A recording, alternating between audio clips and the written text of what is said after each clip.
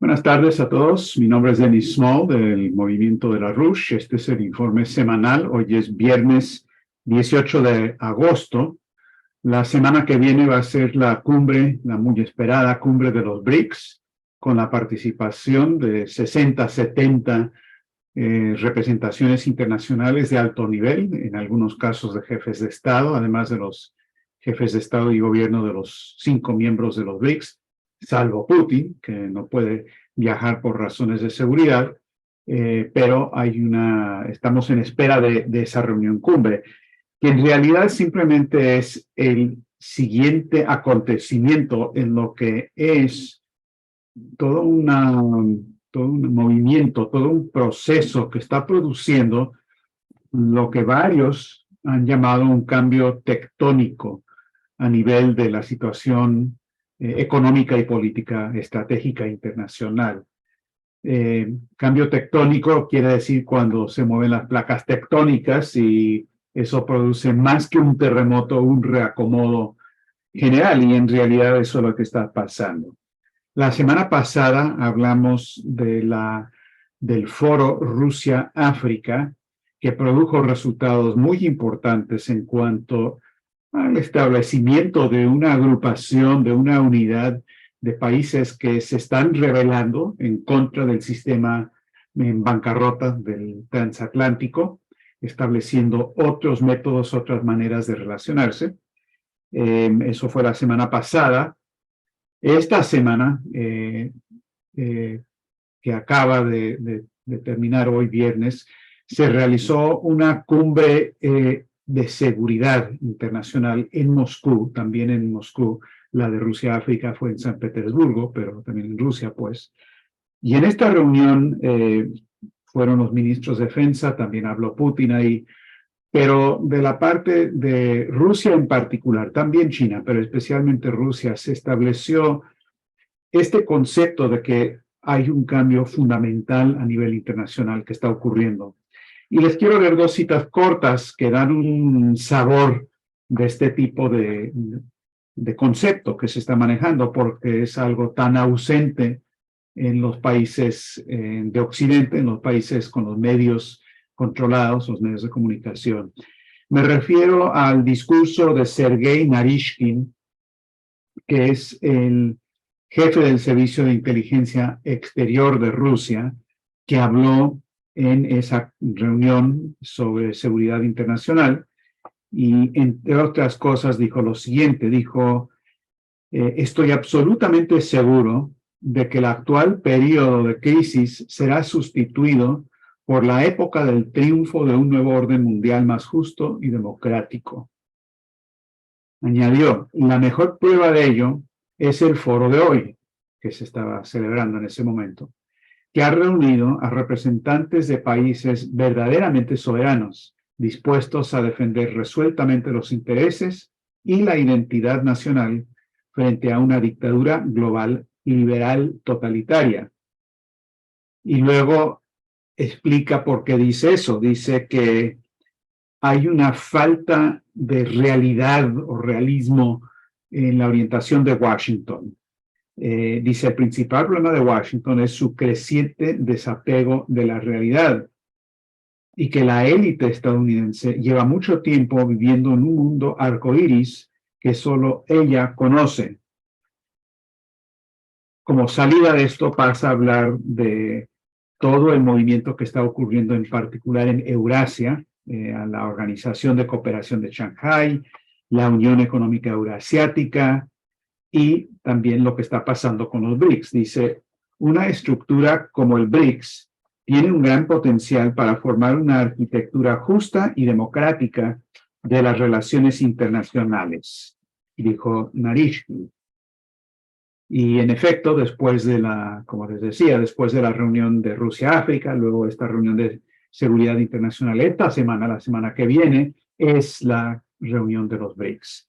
Ahora, en la reunión sobre seguridad internacional también habló el ministro de Defensa de Rusia, Sergei Shoigu, y dijo lo siguiente, me pareció una declaración muy interesante, estratégica, diferente en cierto sentido de las cosas que ha estado planteando Shoigu, porque él normalmente se limita al cuadro militar, la guerra con Ucrania, etc.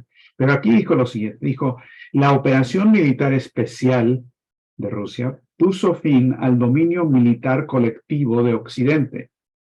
Su capacidad para imponer sus intereses en diversas regiones del mundo se ha reducido significativamente. Estos cambios han aumentado el papel de los países de Asia, África y América Latina en el sistema mundial, así como la utilización de los recursos naturales para el desarrollo soberano de las naciones. Y dijo, esto es un poco como lo que pasó con la victoria del Ejército Rojo de la Unión Soviética en contra del fascismo y los cambios que eso produjo. Aquí está diciendo correctamente, pienso yo, que hay una dimensión estratégica de la parte meramente militar de lo que está pasando en la confrontación en Ucrania, y lo está enfocando casi de la misma manera que Narishkin. Ahora, por supuesto, el gran problema que tenemos aquí, y esto Helga Seplarus lo señaló en varias ocasiones esta semana, es que en Occidente simplemente se niegan los gobiernos a darse cuenta de que todo lo que están haciendo, todo lo que han sido las políticas en economía, en política internacional y demás, están produciendo resultados donde, bueno, el tiro les está saliendo por la culata. Helga lo describió como el efecto boomerang. Y simplemente se están negando a corregir, a cambiar la orientación política que han tenido hasta el momento. Todo lo contrario, se están reforzando en estas políticas peligrosas, locas, destructivas, como por ejemplo la cuestión de la guerra, como también la cuestión de la guerra financiera que se está librando, como también una ola de asesinatos políticos que están empezando a verse a nivel internacional, y así por el estilo. Y por supuesto, lo que se cierne sobre todo esto es el gran peligro de una guerra termonuclear, y los rusos siguen insistiendo de que ese es el peligro grave del momento. Hay declaraciones en la reunión de seguridad internacional de Lavrov, donde repite eso, el ministro de Relaciones Exteriores de Rusia. También los ministros de Defensa de Bielorrusia hablaron de eso, y también el de Corea del Norte, del peligro de guerra nuclear en cada caso. Y como hay capacidad nuclear en Corea del Norte y también en Bielorrusia, que los rusos han colocado ahí, estas cosas hay que tomarlas en serio. Entonces, ese es el cuadro. Y si siguiera así, sin cambios dramáticos en una dirección u otra, esto va camino hacia un desacoplamiento y una confrontación que va a terminar con lo que es la especie humana, ya sea por guerra termonuclear o por destrucción económica y lo que eso desencadenaría. Afortunadamente, la realidad no funciona de manera lineal, no es cuestión simplemente de que las tendencias del momento siguen adelante sin cambio por ley, qué sé yo, inevitable de la historia. No, eso no es la manera en que funciona. La realidad misma del desplome económico tiene un impacto, está teniendo un impacto y va a tener un impacto todavía más grande en Occidente. Esa realidad es muy terca, ¿no? Esa realidad no sigue las opiniones o las versiones que se difunden en los medios. Los medios sociales, los grandes canales de comunicación pueden tener un monopolio sobre lo que se dice sobre la realidad. Eso lo pueden hacer y lo están haciendo, con unas cuantas excepciones. Pero ellos controlan lo que se dice sobre la realidad, no controlan la realidad. La realidad es que este sistema se está desplomando, como vamos a hablar de eso dentro de poco, y el otro factor clave en todo esto, el clave para cambiar la direccionalidad, es el hecho de que las ideas que dan solución a esta crisis, las ideas de la RUSH, las ideas del Instituto Shiver, se están extendiendo cada vez más en condiciones de crisis. ¿Al nivel adecuado? Por supuesto que no. ¿A nivel mayoritario? Por supuesto que no. Pero las mayorías no son las que hacen la historia, son las minorías que logran entender lo que se tiene que hacer y luego logran que esas ideas encajen y muevan a las grandes mayorías. Entonces hay una situación de ese tipo de punto de inflexión que todavía no tiene solución. Y si sienten ustedes como individuos, si sienten ustedes en sus naciones un tipo de tensión y de conflicto y de crisis, en última instancia se debe a este tipo de momento histórico, de tanto conflicto, de tanta posibilidad, pero sin resolución. Y esa es la realidad del momento en el que estamos viviendo. Ahora, la conferencia de los BRICS empieza el 22 de agosto, corre del 22 al 24.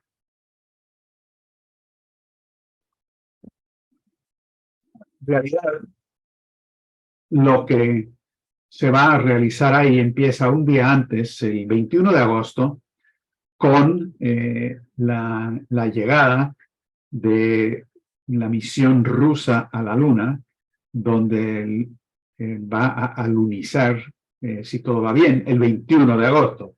Eso va a crear cierto ambiente, obviamente, en torno a la reunión.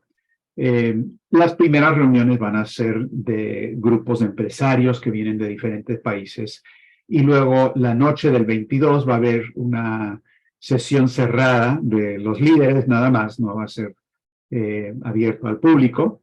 Y luego en la mañana hay un pleno, primero un pleno cerrado y luego un pleno público, donde van a hablar muchas personas, los representantes de muchos países y demás.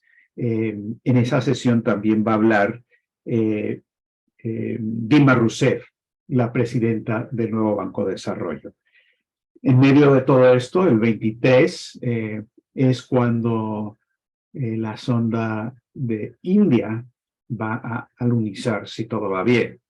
Entonces, en todo este periodo va a haber mucho acontecimiento político, mucho acontecimiento científico y mucho acontecimiento en el mundo económico también. Ahora, ya en estos días, en cierto sentido, como antesala a esa reunión, han habido algunas cosas de gran importancia en este mundo económico. Primero, el nuevo Banco de Desarrollo emitió una pequeña cantidad de bonos denominados en Rand, que es la moneda de Sudáfrica, 78 millones nada más, pero es para capitalizar el banco. Hasta ahora la capitalización del banco ha sido por lo que los gobiernos, los 5 gobiernos han invertido en el banco y también bonos en dólares. Sí han habido algunos bonos denominados en yuanes, pero esta es la primera vez que se emiten bonos que no son ni dólares ni yuanes. Y la idea es que esto va a seguir, la siguiente tanda de bonos va a ser en rupias en la India, y es parte de todo el plan que ha anunciado Dilma Rousseff de capitalizar al banco con la emisión de bonos en los respectivos países y en otros, no necesariamente limitado a los BRICS, o los miembros del nuevo Banco de Desarrollo. En ese sentido hay mucho interés respecto a lo que podría ocurrir con la participación de Arabia Saudita en el nuevo Banco de Desarrollo, pero la idea es capitalizar el banco mucho más allá de los meros 50,000 millones de dólares que han tenido por muchos años, que no es nada, para también hacer préstamos en monedas locales de los miembros de los BRICS y otros países también. Y esta parte es clave porque si bien es cierto que uno de los temas importantes de la reunión de los BRICS va a ser cómo van a ampliar a los BRICS la modalidad. Hay toda una discusión de las modalidades de la ampliación. Hay quienes dicen, y no me consta, estas son versiones periodísticas, hay una discusión de todo, pero hay quienes dicen que un grupo de países quieren que sea como miembros del BRICS nada más, y que la gente que se suma a los BRICS son miembros plenos y se acabó, va creciendo los BRICS como tal. Hay quienes dicen que eso puede ser problemático porque pueden haber muchas diferencias y debe haber un BRICS Plus o BRICS más que incluye a otros países. Ya hay 23 que han solicitado ser miembros, pero quizás sería a manera de círculos concéntricos, algunos como observadores, en fin, encontrar un mecanismo para ir incorporando pues poco a poco. Y luego hay otro grupo supuestamente que quiere no solamente BRICS Plus, sino BRICS Plus Plus. Es decir, que hay que invitar también a los países del grupo de los 20 que no son miembros de los BRICS a que se integren también. Es decir, a los países del grupo de los 7. Y supuestamente quienes proponen eso son India y Brasil, porque no quieren tener una ruptura con el sistema actual. Yo no me creo ese cuento de esas versiones de quién está a favor de qué. Supuestamente Sudáfrica y Rusia están a favor del BRICS Plus y China a favor de puro BRICS. Les menciono esto simplemente para indicar que hay toda una discusión importante, pero en cierto sentido más de estructura y formalidad que de contenido, que se va a realizar. De más contenido es la discusión sobre qué le van a hacer para aumentar el comercio en monedas nacionales, usar monedas que no sean el dólar, la desdolarización para mantener el comercio, tener cajas de compensación para poder facilitar esos intercambios. China está moviendo eso, India lo está moviendo para la rupia, etcétera. Y también tener permutas o swaps que faciliten ese proceso. Todo eso, como lo hemos indicado en muchas ocasiones, todo eso es muy importante y son pasos que se tienen que dar.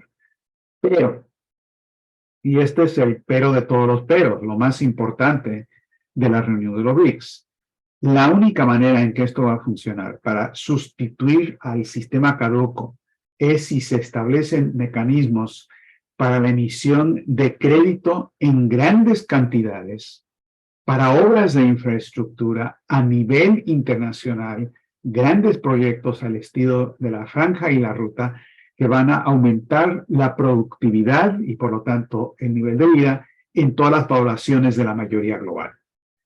Esa es la parte del crédito hamiltoniano, esa es la parte de lo que LaRouche en particular ha aportado con su concepto de economía física, que es el meollo del asunto y honestamente donde falta trabajo conceptual aún entre gente que tiene muy buenas intenciones. Pero esta es la cuestión clave, de ahí la importancia de que se capitalice el banco con bonos emitidos en monedas nacionales, porque no importa si hay una moneda que es una moneda combinada, no importa si tiene algún respaldo de materias primas o el oro, son cosas secundarias. Lo que le va a dar valor a esa nueva moneda es si se emite crédito y se invierte en actividades económicas productivas que aumentan la productividad de la fuerza laboral y, por lo tanto, de la densidad relativa potencial de población del planeta, de toda la especie humana. Y esa es la cuestión clave. Ahora, en todo esto, uno de los puntos decisivos es que China e India tienen que cooperar, porque si no, en cierto sentido, pues el yuan sería la moneda lógica para jugar este papel, pero con toda seguridad India no va a querer que cumpla ese papel el yuan chino nada más. Pero esto no quiere decir que no hay posibilidades de cooperación. Pero esto va a ser una decisión clave, porque los británicos, la inteligencia británica al más alto nivel entiende perfectamente bien que esta mancuerna China-India, para bien o para mal, es la cosa decisiva para ver si funcionan los BRICS o no en la manera necesaria. Tan es así que Jim O'Neill, algunos de ustedes se acordarán, O'Neill es el ex jefe economista de Goldman Sachs, pero por 15 años, algo así. Él es el que acuñó la frase BRIC para referirse a los 4 países cuando eran 4. No para proponer la idea de los BRICS, pero él es el que acuñó eso. Ahora Jim O'Neill ya no es, Jim O'Neill ya es el Lord O'Neill, está en la Cámara de los Lores, es uno de los dirigentes, asesores principales de la Chatham House, que Henry Kissinger siempre decía, no, yo recibo órdenes de ellos. Entonces, lo que dijo O'Neill en una entrevista que le hizo el Financial Times, es decir, esto es para que saliera como están dando línea, ¿no? De la City, dijo O'Neill lo siguiente: bueno, el hecho es que los BRICS nunca han logrado nada desde que empezaron a reunirse. Dijo, disculpen, dijo que hay algunos que están hablando de alternativas al dólar. Y O'Neill dijo, eso es absolutamente ridículo. Esto es imposible. ¿Qué van a hacer? ¿Van a crear un banco central de los BRICS? ¿Cómo se va a hacer eso? Realmente casi da pena. Entonces, claro, al que le va a dar pena es a O'Neill dentro de poco. Y luego señaló el punto, el talón de Aquiles clave. Dijo, siempre es bueno para Occidente cuando China e India nunca se ponen de acuerdo en nada, porque si se pusieran de acuerdo, el dominio del dólar sería mucho más vulnerable. Cierra comillas. Bueno, muchas gracias, Jim O'Neill. Eso es exactamente correcto. Y por eso mismo hemos dicho, como una sugerencia, que claramente tiene que haber una cooperación para empezar entre los 5 miembros de los BRICS para formar una moneda de inversión en proyectos de infraestructura. Sí, sí, comercio, sí, sí, todo lo demás, pero inversión en proyectos de infraestructura. Y China tiene que jugar un papel clave en eso, India también. Yo sugiero humildemente que la nueva moneda de los BRICS en general se le denomine el Primakov, porque fue el primer ministro de Rusia, Yevgeny Primakov, que lanzó todo el proyecto de lo que él llamó el triángulo estratégico, de forjar una unidad entre Rusia, India y China como un bloque para crear un nuevo orden internacional. Primakov era un genio en política internacional, falleció ya hace algunos años, pero en cierto sentido él es el poder detrás del trono de los BRICS, el de las ideas, de dónde salió todo esto. Y es también el que forjó el concepto necesario para la unidad de China e India. Entonces, nada más justo que se conozca la moneda que se tiene que crear como el Primakov. Ahora, en contra de todo esto, ¿qué es lo que está lanzando la City de Londres y Wall Street? Tal y como habíamos pronosticado, pues aquí hay una ofensiva financiera violenta para tumbar gobiernos y para destruir países e imponer la voluntad del Fondo Monetario Internacional. Creo que el caso de Argentina está ante nosotros de una manera principal, porque lo que pasó en esta semana pasada es que ocurrieron dos cosas. Primero, el Fondo Monetario impuso a Argentina una devaluación de un 22% aproximadamente del peso en base a la guerra financiera que le han lanzado, toda la presión en contra de Argentina, cosa que el gobierno aceptó recientemente. En el último día aproximadamente, el gobierno de Argentina dijo que el Fondo Monetario Internacional no estaba satisfecho con eso. Ellos estaban exigiendo una devaluación del 100%. Entonces, por supuesto, con la devaluación del 22%, lo que ocurre es la tasa de interés subió a 120%, algo por el estilo. Imposible, el país no puede vivir. Esto simplemente es destrozar al país, y esto es lo que están haciendo intencionalmente. Y lo están haciendo para cambiar el gobierno. Estamos ante un golpe de Estado en cámara lenta, con la intención de asegurar que en las elecciones de octubre no gane ningún candidato comprometido a cualquier aproximación a un programa nacional. Es decir, está no sé, es como un muñeco ante los ventrílocos de Londres, como es el caso de Zelensky, este tal Javier Milei.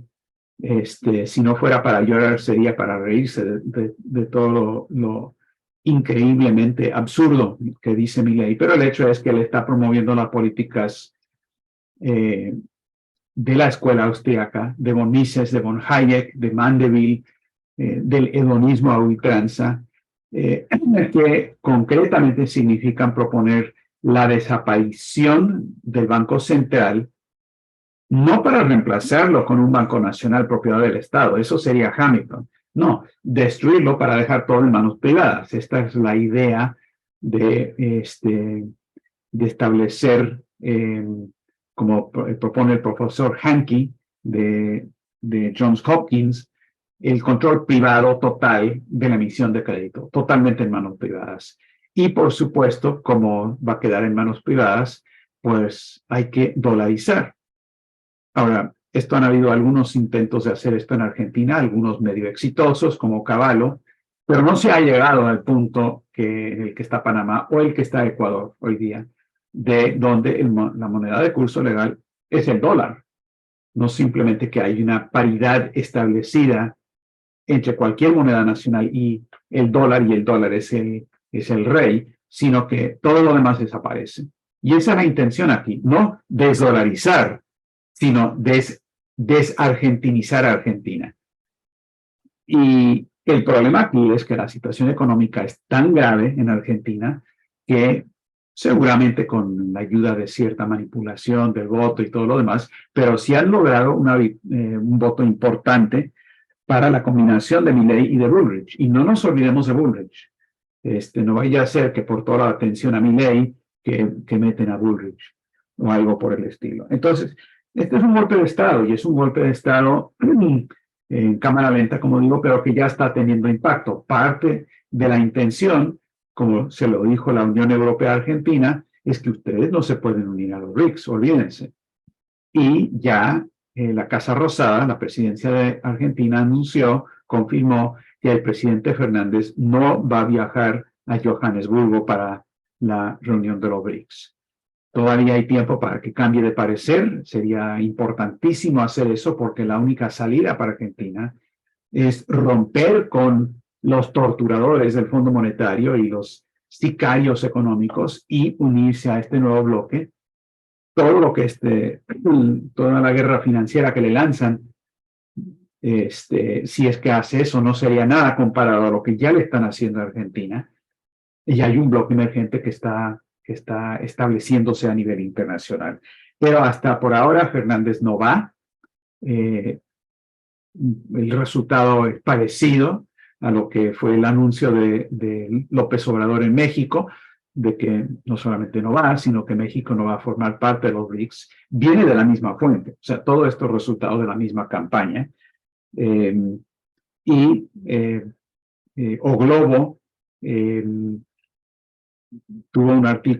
publicó un artículo sobre todo esto de Argentina, diciendo que independientemente de lo que se logre en las elecciones de octubre, ya van a haber resultados previos a la elección y es muy probable que Argentina no pueda seguir con su solicitud para unirse a los BRICS, por temor, dice, de que el gobierno perdería en las elecciones, si es que promueven eso.